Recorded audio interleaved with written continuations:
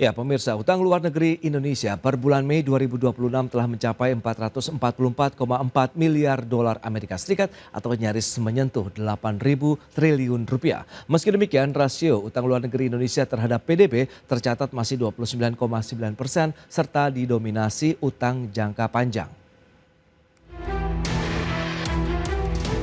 Bank Indonesia menyatakan posisi utang luar negeri Indonesia di bulan Mei 2026 tetap terjaga. Posisi utang luar negeri Indonesia tercatat sebesar 444,4 miliar dolar Amerika Serikat atau nyaris menyentuh 8.000 triliun rupiah dengan kurs 18.000 rupiah per dolar. Perkembangan tersebut dipengaruhi oleh pertumbuhan utang luar negeri publik, baik pemerintah maupun bank sentral di tengah kontraksi pertumbuhan utang luar negeri swasta yang lebih rendah. Adapun jumlah utang luar negeri pemerintah tercatat sebesar 217,3 miliar dolar Amerika Serikat atau tumbuh 3,7% secara tahunan. Perkembangan utang luar negeri pemerintah terutama dipengaruhi aliran masuk pada surat berharga negara atau SBN internasional yang mencerminkan kepercayaan investor terhadap prospek perekonomian Indonesia yang terjaga di tengah pembayaran neto pinjaman luar negeri pemerintah yang jatuh tempo. Sedangkan jumlah utang luar negeri swasta tercatat 195,9 miliar dolar Amerika Serikat atau mengalami kontraksi 0,1% secara tahunan. Perkembangan tersebut terutama didorong utang luar negeri kelompok peminjam lembaga keuangan atau financial corporations yang secara tahunan kontraksi namun lebih rendah dibandingkan April 2026.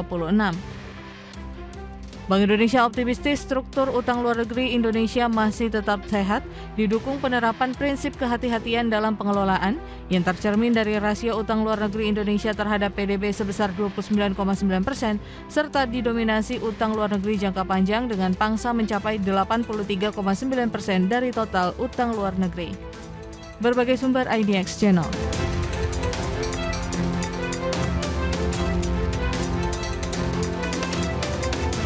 Ya, pemirsa, untuk membahas tema menarik kita kali ini, utang luar negeri yang nyaris sentuh 8.000 triliun rupiah versus daya saing ekonomi Indonesia. Kita sudah tersambung melalui Zoom bersama dengan Bapak Hari Warga Negara, Executive Director di Indonesian Iron and Steel Industry Association. Kemudian juga sudah bergabung Profesor Hermanto Siregar, Rektor Perbanas Institute. Langsung saja kita sapa. Halo Pak Hari, apa kabar Pak?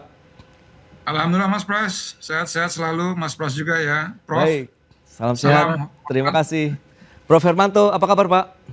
Ya sehat, baik Mas Pras, Pak Hari. Baik, terima kasih juga atas waktu yang sempatkan. Tadi sudah disampaikan ini Prof terkait dengan utang luar negeri Indonesia ini yang terus meningkat hingga mendekati 8.000 triliun atau sekitar 444,4 miliar dolar Amerika Serikat per Mei 2026. Kita menggunakan kurs 18.000 rupiah per dolar Amerika Serikat. Review Prof, seperti apa sih sebenarnya Anda melihat level utang luar negeri Indonesia saat ini Prof? Ya, memang utang itu bisa menjadi masalah kalau dia tidak terkendali. Tetapi kalau dia terkendali artinya sustainable, dipergunakan untuk keperluan produktif, kemudian ada cara membayarnya yang juga sustainable, maka sebetulnya dia akan bagus. Tapi memang kalau nominalnya makin lama makin besar ya, meskipun dia katakanlah sekitar 30% daripada GDP, 29,9 gitu ya. Tetapi kalau dia makin besar, pengalinya misalnya di 8.000 triliun atau entah kapan misalnya 9.000 triliun, itu akan besar juga kan, yang artinya membayar cicilannya juga akan berat gitu. Jadi saya kira untuk saat ini masih relatif aman, tetapi harus dijaga supaya tidak membengkak ke depannya. Baik, tapi kalau kita lihat dengan Bank Indonesia yang menyebutkan bahwa pemanfaatan ULN terus diarahkan untuk mendukung pembiayaan sektor produktif dengan tetap tadi yang seperti Prof sampaikan begitu memperhatikan aspek sustainability dalam pengelolaannya. Nah ini sudah sesuai harapan on the track begitu Prof? Ya, jadi selain daripada sektor produktif, utang luar negeri kita itu juga digunakan untuk program-program pemerintah. Nah, di sini harus hati-hati ya. Jadi program pemerintah yang dimaksud itu kalau bisa juga memang sifatnya produktif ya, bukan konsumtif ya. Memang kita ketahui MBG misalnya sudah dikurangi ya, sehingga katakanlah kemampuan ataupun dia menyerap utang luar negeri itu tidak ke sana lagi gitu, tetapi kepada hal yang lebih produktif. Ya, kemudian adanya utang luar negeri kita itu jangka panjang ya sekitar 84% kalau dibulatkan ya, itu juga memberi nafas yang cukup lah ya. Karena due-nya masih agak lama gitu. Tapi pada tahun 2026 ini kita akan atau dialokasikan di APBN itu sekitar 930 triliun ya. Jadi ini cukup mengambil porsi cukup banyak ya daripada APBN kita. Itulah tadi yang saya katakan, Oke. kita harus menjaga ke depannya supaya tidak membengkak. Karena kalau dia membengkak, nanti alokasi untuk membayarnya sendiri tahun depan bisa akan makin besar lagi, Baik. yang berarti untuk berbagai pembangunan dan layanan publik bisa berkurang gitu. Baik Prof, itu dia analisis yang cukup komprehensif. Nah dari pelaku usaha sendiri melihat bagaimana kita kepahari warga negara, begitu tadi sudah disampaikan begitu kalau kita lihat utang yang sudah nyaris Baik, 8.000 triliun nih. Silakan Pak. makasih Mas Pras. Jadi kalau dari kami selaku pelaku usaha, ya utang itu bukan sesuatu yang tabu, Oke, ya, dan juga bukan sesuatu hal yang negatif, karena setiap investasi di dunia usaha, khususnya yang besar, pasti memerlukan bantuan daripada yang namanya pinjaman dari bank atau financial institution. Ya. Jadi overall menambahkan yang disampaikan oleh Prof. Hermanto bahwa selama utangnya negara Republik Indonesia ini dipakai untuk hal yang produktif, kemudian yang menstimulasi industri dalam negeri, tentu ini akan baik hasilnya. Ya.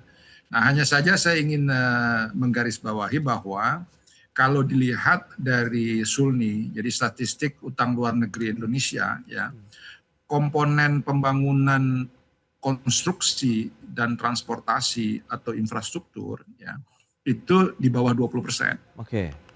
Nah, jadi komposisinya itu yang kami harapkan adalah bisa dinaikkan yang untuk konstruksi dan transportasi dan pergudangan, ya.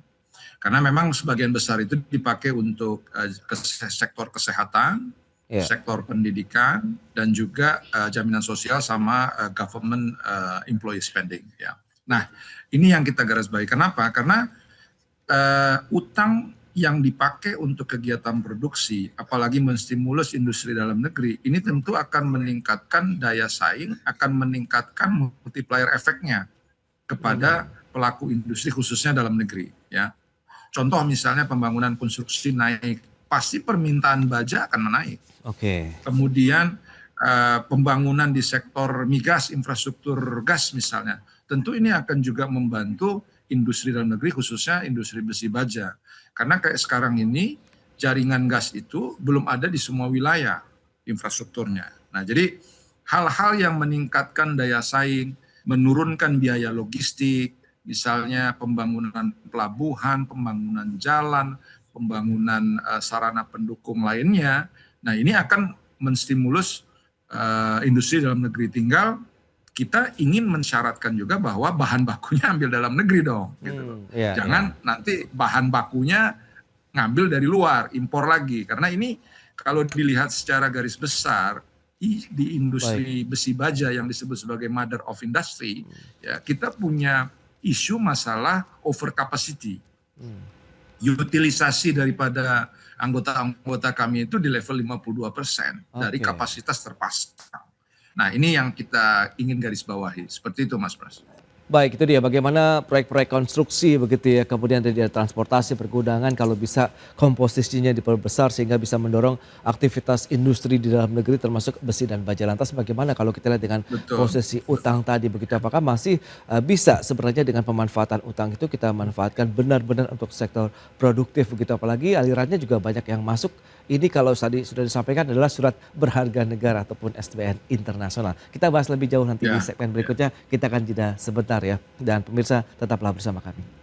Ya, Anda masih menyaksikan Market Review pemirsa, dan berikut ini kami akan sampaikan sejumlah data. Kita akan cermati bersama seperti apa sih tren dari utang luar negeri Indonesia. Data selengkapnya seperti yang bisa Anda saksikan di layar televisi Anda. Ini dia bagaimana pergerakannya dari Januari 2026 sampai dengan Mei 2026. Ini dia fluktuasinya. memang cukup ada tren naik dalam beberapa bulan terakhir ya. Di Maret itu 434,2 miliar, kemudian bulan berikutnya 440 dan di bulan Mei kemarin 444,4 miliar dolar Amerika Serikat atau nyaris 8.000 triliun rupiah. Berikutnya bagaimana dengan utang luar negeri pemerintah sendiri yang tadi sudah digunakan dan diharapkan memang untuk sektor-sektor produktif yang tadi juga sudah disampaikan juga ini adalah untuk beberapa hal diantaranya jasa kesehatan, kegiatan sosial, kemudian ada administrasi pemerintah, jaminan sosial, jasa pendidikan, konstruksi dan juga transportasi perdagangan. Ini dia sampai dengan Mei 2026 sudah menyentuh 217,32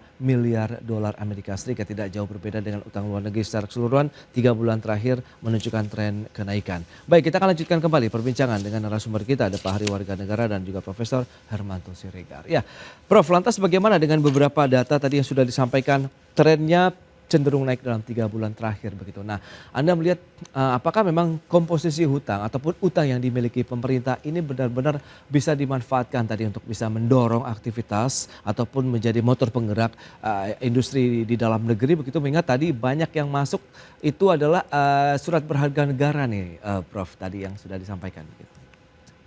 Ya, jadi memang yang disampaikan oleh Pak Hari itu sangat benar, Mas Pras. Kalau utang itu kita pergunakan untuk hal yang produktif dan hal produktifnya juga kita selektif pada sektor-sektor yang memberikan multiplier pendapatan maupun multiplier tenaga kerja yang tinggi, itu sangat bagus pada perekonomian. Yang Oke. dengan itu maka pemerintah memperoleh revenue yang meningkat dan dia mampu menyelesaikan utang-utang itu.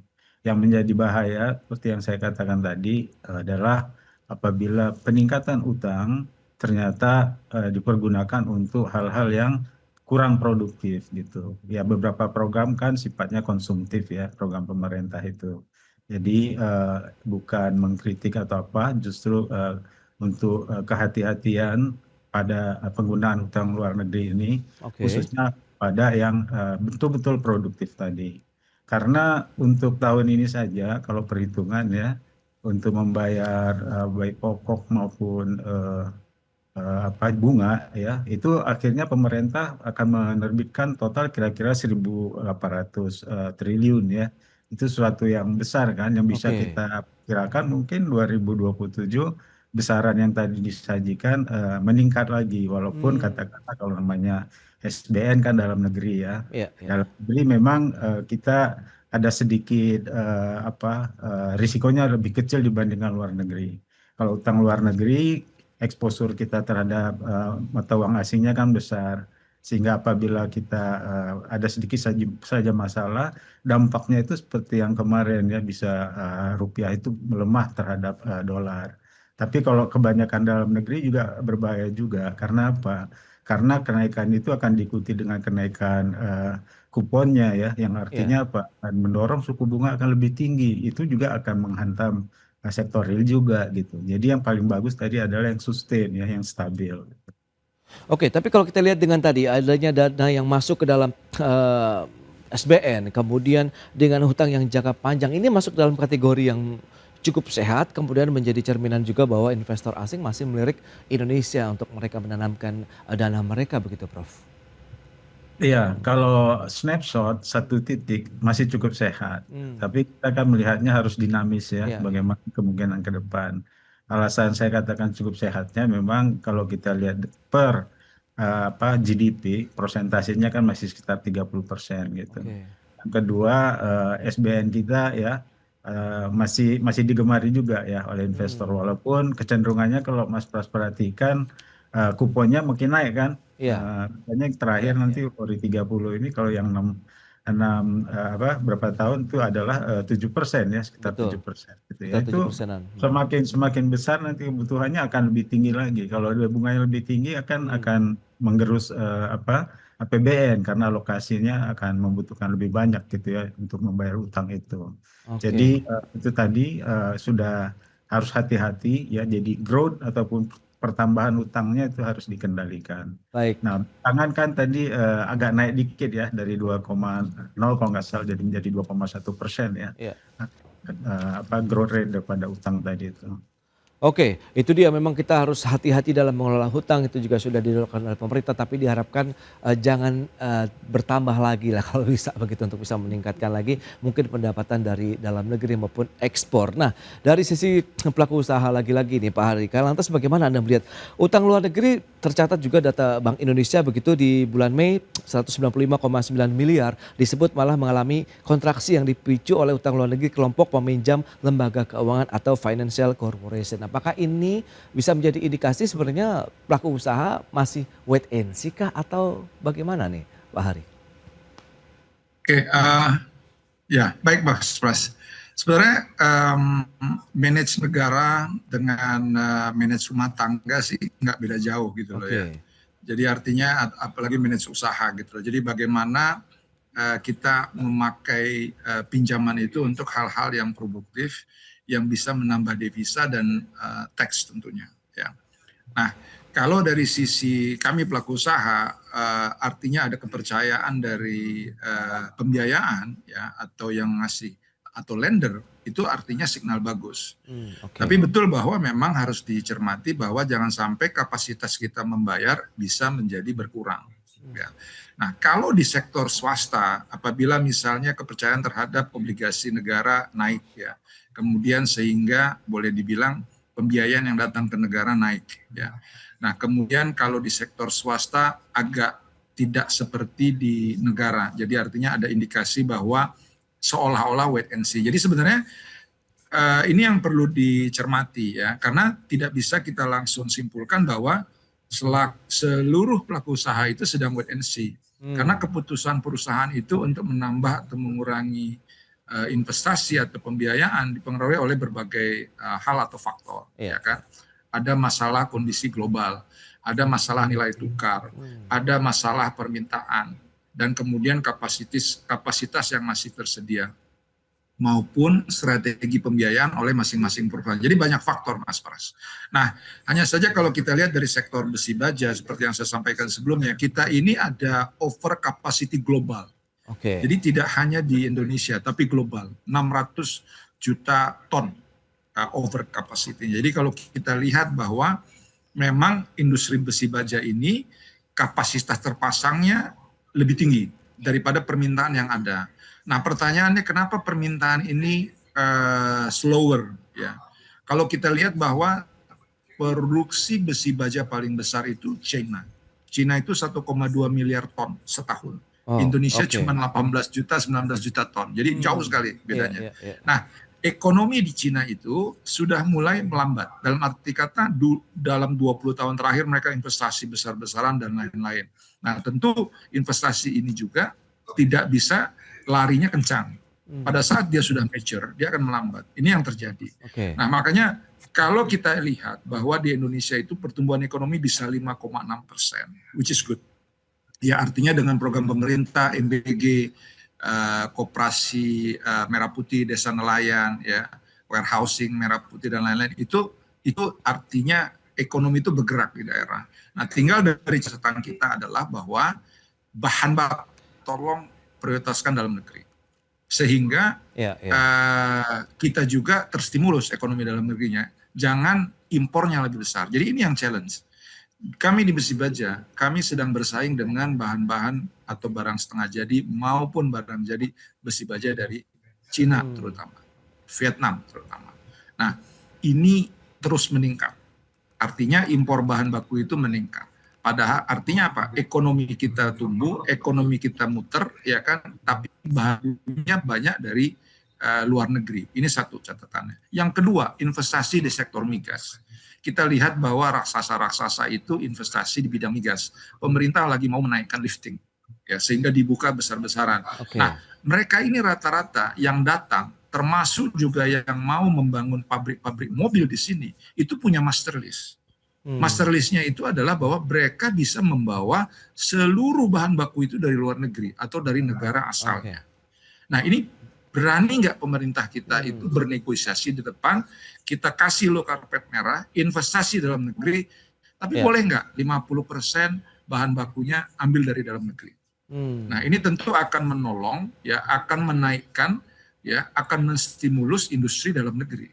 Saja gitu. Nah, ini Oke. hal-hal yang kami sampaikan dari kacamata terutama industri besi baja.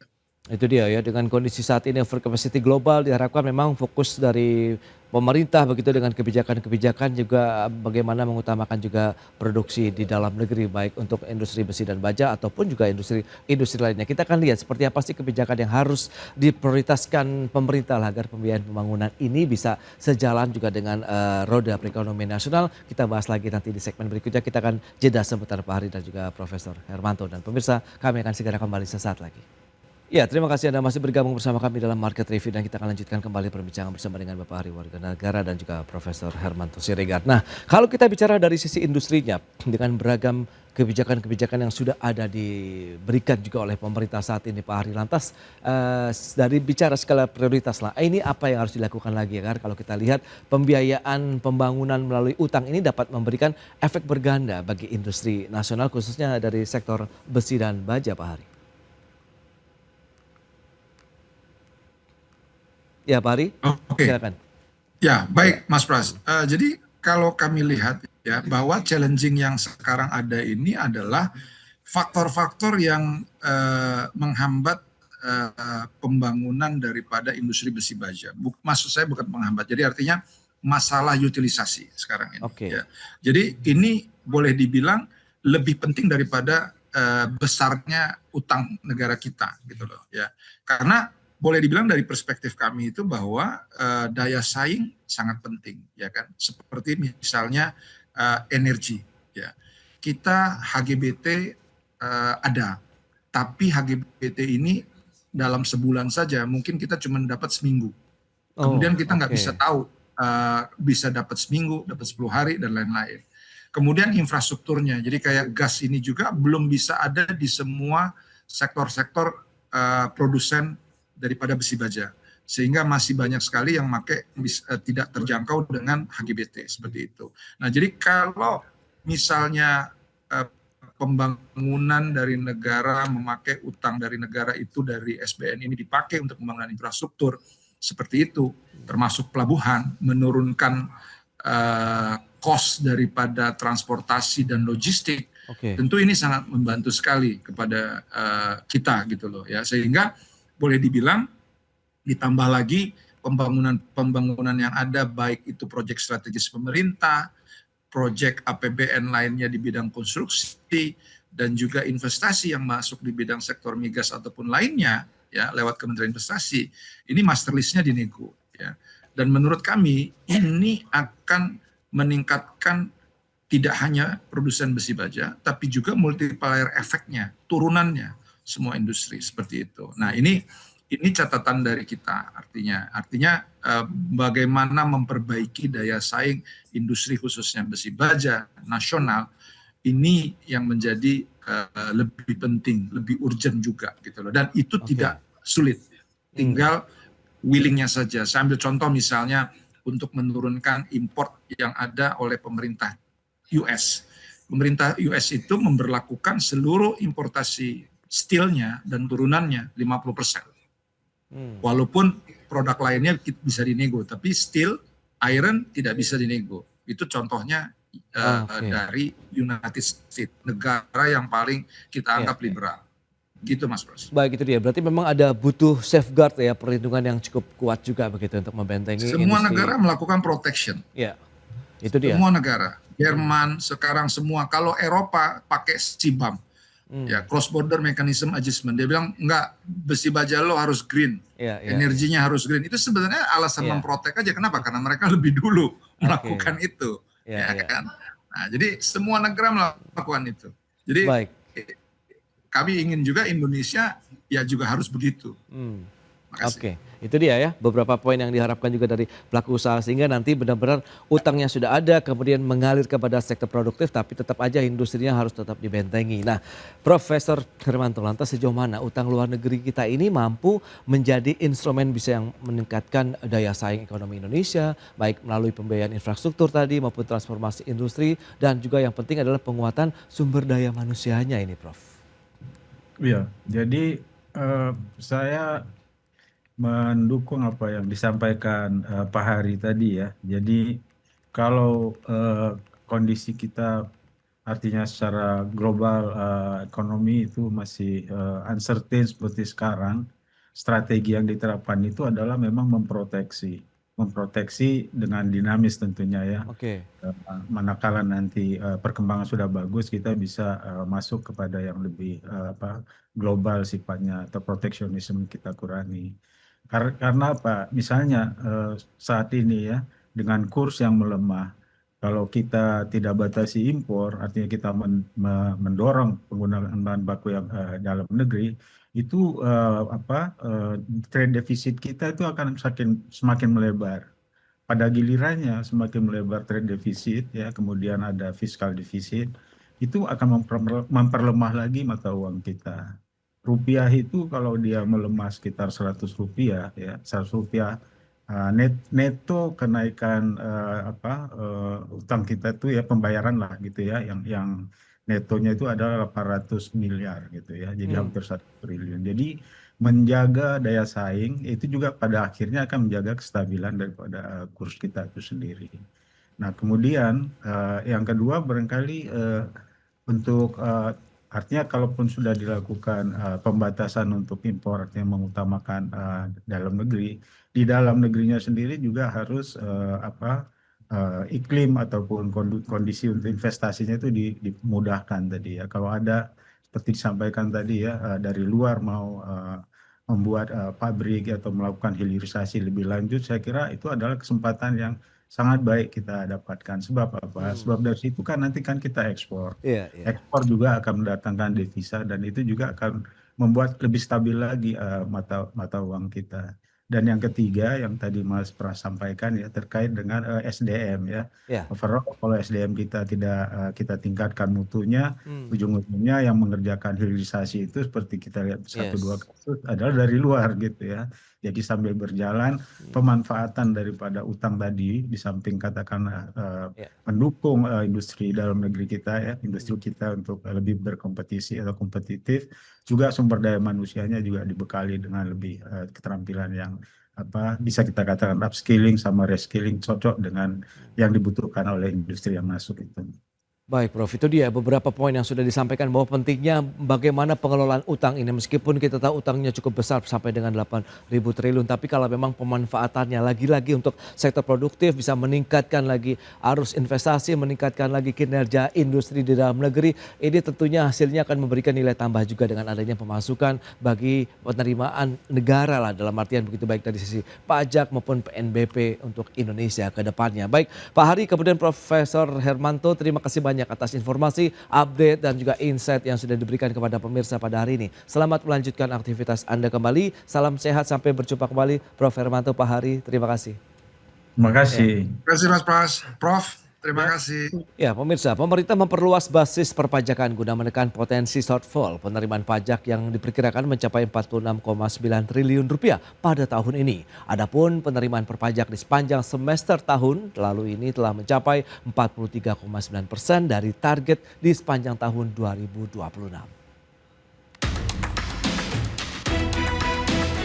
Pemerintah menyiapkan strategi memperluas basis perpajakan dengan membidik shadow economy, ekonomi digital, dan sektor informal guna mengantisipasi potensi shortfall penerimaan pajak 2026 yang diperkirakan mencapai 46,9 triliun rupiah. Menteri Keuangan Purbaya Yudi Sadewa menegaskan, langkah tersebut ditempuh tanpa menaikkan tarif pajak.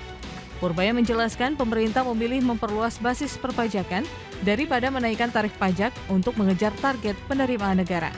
Terkait dengan sistem dan tata kelola perpajakan yang adaptif, pemerintah terus melakukan penyempurnaan sebagai respons terhadap perkembangan ekonomi dunia, termasuk di dalamnya ekonomi berbasis digital, untuk mendongkrak rasio perpajakan, antara lain dengan implementasi dan penyempurnaan Cortex yang berkelanjutan, menangkap potensi penerimaan pajak dari transaksi digital oleh pelaku usaha luar negeri, melalui penunjukan pelaku usaha digital luar negeri sebagai pemungut PPN, dan mendorong implementasi tata kelola pajak penghasilan untuk pelaku usaha digital dalam negeri.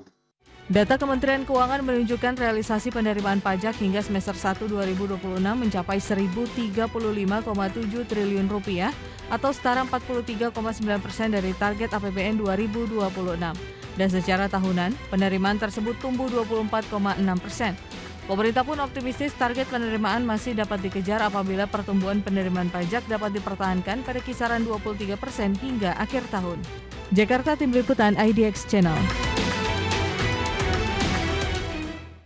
Ya pemirsa, langsung saja kita akan mengulas terkait dengan strategi perluasan basis pajak demi menekan potensi shortfall dan sudah tersambung melalui Zoom bersama dengan Bapak Budi Primawan, Ketua Umum Asosiasi E-Commerce Indonesia IDEA, kemudian juga ada Mas Fajri Akbar, Pengamat Pajak Center for Indonesia Taxation Analysis atau CITA. Langsung saja kita sapa ini. Halo Pak Budi, apa kabar?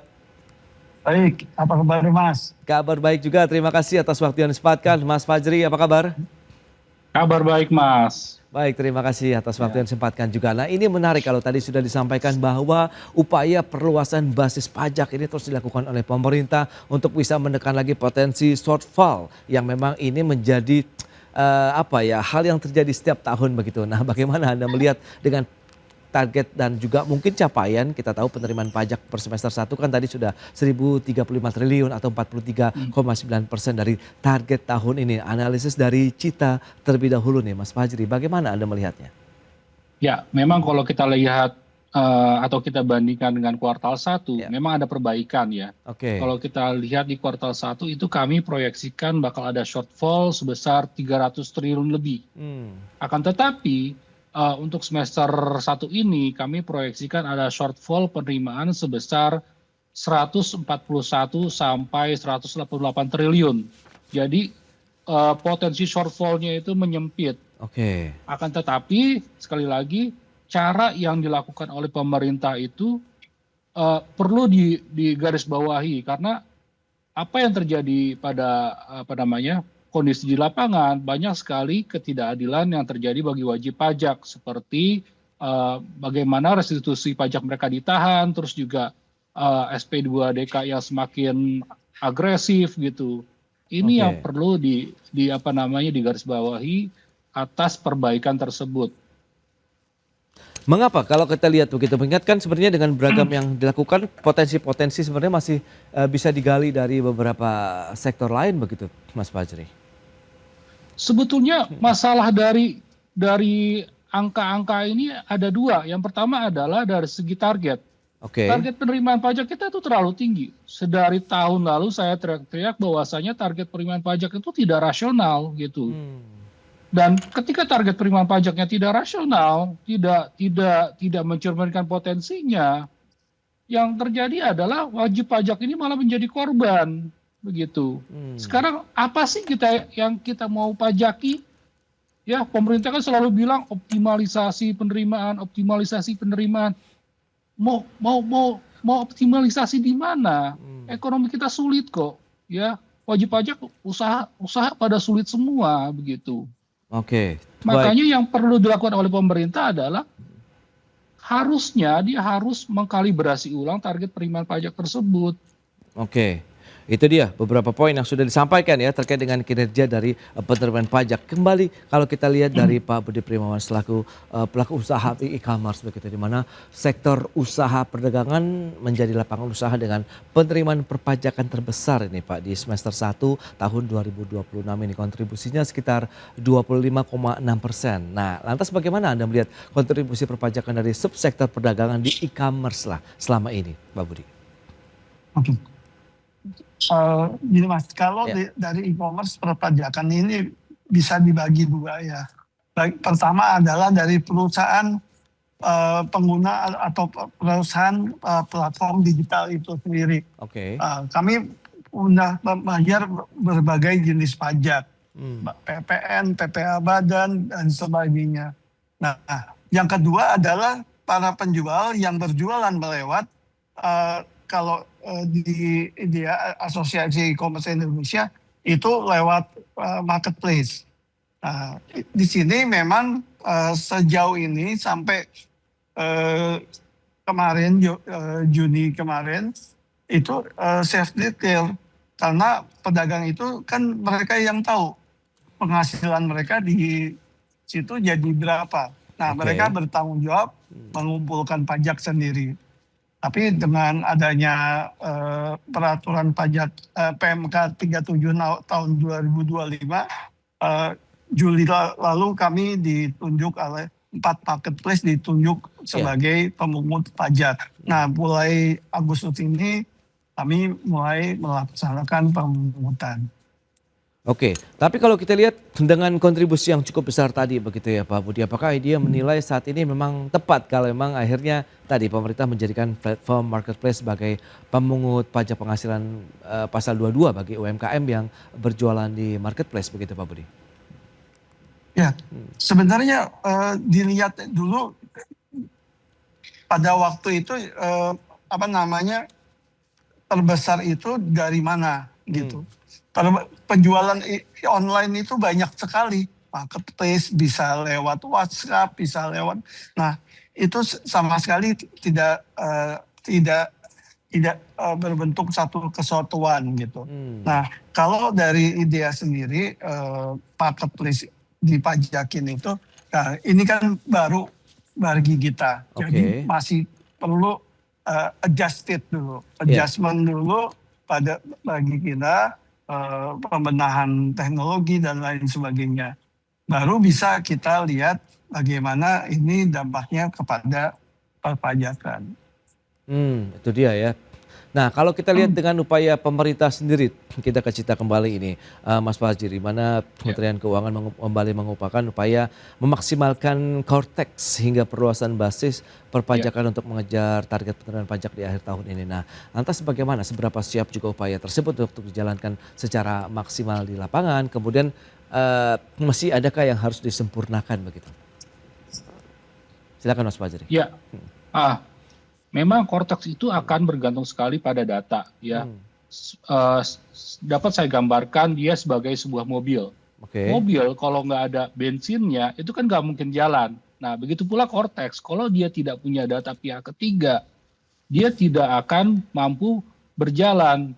Dan di sisi lain, kalau kita berbicara apakah si Cortex ini mampu menghasilkan penerimaan yang optimal, kembali bahwasanya kondisi dunia usaha itu seperti apa gitu, potensinya ada atau tidak gitu. Jadi kalau misalkan Cortex-nya sudah ada, datanya udah ada, tapi potensinya nggak ada, mau apa yang dipajaki begitu. Contohnya ginilah, kalau kita baca data dari ILO bahwasanya masyarakat kita itu salah yang paling rendah malah dari sisi pendapatan atau gaji dibandingkan dengan negara ASEAN lainnya. Itulah menjadi penyebab kenapa basis pajak kita terutama WPOP itu terlalu narrow gitu. Kalau kita lihat data BPS, itu kan untuk sektor informal yang shadow economy yang ingin dikejar-kejar oleh pemerintah itu rata-rata gaji cuma 1,9 juta. Masa ya seperti itu Anda mau kejar? Ya kan? Jadi memang masalah emang ekonomi kita bobrok. Jadi kalau ekonomi kita bobrok mau optimalisasi pajak apa gitu? Meski sistemnya canggih, mesti datanya banyak. Makanya saya bilang, kalau Anda ingin meningkatkan penerimaan pajak, ekonominya dulu diperbaiki. Masyarakatnya ini harus punya pendapatan yang tinggi dulu. Ini kan negara-negara OECD, kenapa negara OECD itu tax ratio-nya itu tinggi? Ya karena mereka pendapatannya tinggi-tinggi. Semudah itu sebetulnya. Baik, itu dia. Yang perlu dicermati bagaimana memang implementasinya di lapangan. Lantas bagaimana kalau kita cermati dengan upaya-upaya sosialisasi juga yang dilakukan mungkin kalau dari sisi e-commerce begitu kepada penggunanya, kemudian mungkin anggotanya sendiri begitu. Bagaimana ini menjadi satu kesatuan yang tadi, bagaimana peningkatan basis pajak, bagaimana meningkatkan penerimaan negara juga begitu dari sektor-sektor lainnya. Begitu kita bahas lebih jauh nanti di segmen berikutnya. Kita akan jeda sebentar Mas Fajri dan juga Pak Budi, dan pemirsa kami akan segera kembali sesaat lagi. Ya, Anda masih menyaksikan Market Review pemirsa, dan berikutnya ini kembali kami sampaikan data. Kita akan cermati bersama seperti apa sih kinerja realisasi dari penerimaan pajak data dari semester 1 tahun 2022 sampai dengan 2026. Ini dia pergerakannya seperti yang bisa Anda saksikan, fluktuasinya cukup kencang sekali memang dari pergerakan Januari-Juni 2022 sampai dengan Januari-Juni 2026. Tapi kita lihat memang di semester 1 2026 ini mengalami kenaikan yang cukup signifikan dibandingkan dengan tahun-tahun sebelumnya yang sudah menyentuh 1.035,7 triliun rupiah. Berikutnya, kontributor terbesar pada penerimaan pajak di semester 1 tahun 2026 apa saja? Ini dia, kita lihat ada perdagangan tadi yang sudah kita bahas juga, kemudian ada industri pengolahan, pertambangan, pengangkutan dan pergudangan, konstruksi dan real estate, serta jasa perusahaan dan lainnya. Itu dia kontributor terbesarnya. Baik, kita akan lanjutkan kembali perbincangan bersama dengan Pak Budi Primawan, Ketua Umum Asosiasi E-Commerce Indonesia, kemudian ada Mas Fajri Akbar, pengamat pajak Center for Indonesia Taxation Analysis. Nah, kalau kita bicara mengenai sosialisasi terkait dengan memang ada 4 e-commerce begitu yang tadi sudah ditunjuk oleh pemerintah. Lantas bagaimana sejauh ini Pak Budi upaya yang sudah dilakukan, kemudian responnya juga seperti apa sih? Silakan Pak. Ya, sebenarnya kepada marketplace itu sudah pernah diberitahu tentang mekanismenya. Dan untuk substansi perpajakan nanti itu adalah tanggung jawab DJP, Direktur Jenderal Perpajakan, untuk memberitahu kepada wajib pajak, which is para seller. Nah, kami di marketplace ini selain menata tata kelolanya, juga membantu komunikasinya kepada mereka. Tapi dari tanggapan yang ini masih banyak yang bingung sih dari apanya. Nah, tapi kami kurang tahu kalau mereka langsung telepon ke pajak atau gimana gitu. Makanya kami hanya memberitahukan yang terkena itu misalnya hanya yang pendapatan totalnya 500 juta ke bawah gitu. Itu tidak dibacakin sama sekali. 500 juta ke atas baru kena pajak 0,5%. Dari situ kami masih mengumpulkan data-datanya, Mas. Belum selesai sampai di situ semua. Nanti bulan Agustus mulai menariki pajak-pajak dari para penjual itu, pajak-pajak hasil transaksi mereka. Nah itu dia, kita tahu Kementerian Keuangan juga menyebutkan sektor ekonomi digital akan menjadi salah satu fokus perluasan basis pajak untuk memaksimalkan penerimaan perpajak di tahun ini nih Pak Budi. Lantas bagaimana Anda memproyeksikan kontribusi perpajakan dari kegiatan e-commerce begitu sampai dengan akhir tahun ini, khususnya pasca tadi pemberlakuan Permen Kiong nomor 37 tahun 2025? Ya, kalau perlu saya garis bawahi bahwa penjualan digital itu bukan hanya penjualan marketplace. Banyak sekali sektor digital itu yang berjualan gitu. Nah, saya hanya bicara yang marketplace saja ya, yang kena dengan kita langsung. Kalau itu sebenarnya masih terlalu dini ya untuk menghitung dampaknya terhadap penerimaan negara. Yang paling penting saat ini adalah implementasinya berjalan efektif. Jika implementasinya baik, kami berharap kepatuhan perpajakan meningkat dan pada akhirnya memberikan kontribusi yang baik pada penerimaan negara tersebut. Baik Pak Budi. Nah Pak Fajri, lantas dengan pencapaian 43% dari target pajak sendiri, apakah menurut Anda nih akhirnya perakhiran potensi shortfall pajak sebesar 46,9 triliun ini masih relevan begitu, atau menurut hitungan Anda sebenarnya masih bisa ataupun berpotensi melebar?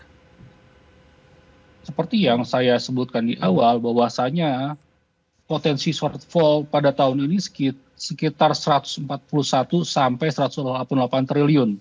Itu pun sudah dengan cara yang boleh dibilang tidak etis ya, seperti menahan restitusi, terus juga intensifikasi yang secara agresif seperti pemeriksaan, seperti SP2DK dan sebagainya begitu. Jadi kalau kemudian pemerintah punya target bahwasanya shortfall pajak sebesar 49,6 triliun, maka saya menduga bahwasanya kebijakan-kebijakan seperti menahan restitusi dan intensifikasi pajak yang secara agresif itu masih akan berlangsung sampai akhir tahun ya. Jadinya wajib pajak harus masih bersabar nih sampai akhir tahun begitu. Oke, lantas kalau kita lihat begitu ke depan akan lihat seperti apa begitu dengan upaya-upaya pemerintah tadi terkait dengan penerimaan negara menurut Anda? Kembali bahwasanya yang masalahnya ini sebetulnya bukan dari sisi penerimaan. Masalahnya ini adalah dari sisi spending. Kenapa? Karena banyak sekali anggaran-anggarannya digunakan untuk janji politik dengan biaya besar seperti MBG, yang kemudian menyebabkan belanja pemerintah menjadi bengkak, dan sisi pajak malah disuruh tarik. Oleh karena itu menurut saya yang perlu dilakukan oleh pemerintah adalah memotong anggaran-anggaran prioritas tersebut. Baik. Jadi target penerimaan pajaknya itu haruslah betul-betul berdasarkan potensi yang ada.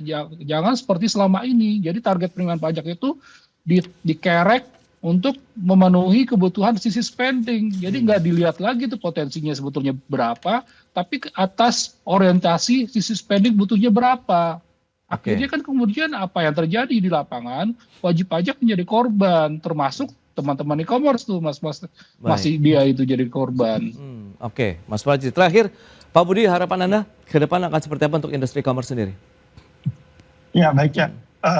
Kami apresiasi sejauh ini koordinasi dengan DJP yang cukup baik. Kedepannya kami berharap pedoman implementasi yang komprehensif dapat segera diterbitkan sehingga memberikan kepastian hukum bagi semua pihak.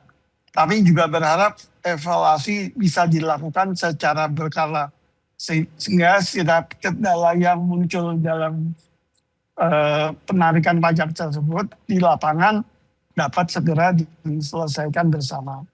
Oke, itu dia, memang harus saling bekerja sama begitu ya untuk bisa membangun lagi mungkin iklim perpajakan begitu yang kondusif juga, baik dari sisi pelaku usahanya, kemudian masyarakatnya sebagai juga wajib pajaknya di Indonesia. Baik, Mas Fajri, kemudian Pak Budi, terima kasih banyak atas informasi, update dan juga insight yang sudah diberikan kepada pemirsa pada hari ini. Selamat melanjutkan aktivitas Anda kembali. Salam sehat, sampai berjumpa kembali. Terima kasih Pak Budi, Mas Fajri, terima kasih. Terima kasih. Terima kasih. Baik pemirsa, 1 jam sudah saya menemani Anda dalam Market Review, dan ikuti terus beragam informasi pilihan hanya di IDX Channel, TV bisnis nomor 1 di Indonesia. Saya Prasetyo Wibowo beserta seluruh kerabat kerja yang bertugas pamit undur diri. Terima kasih, sampai jumpa.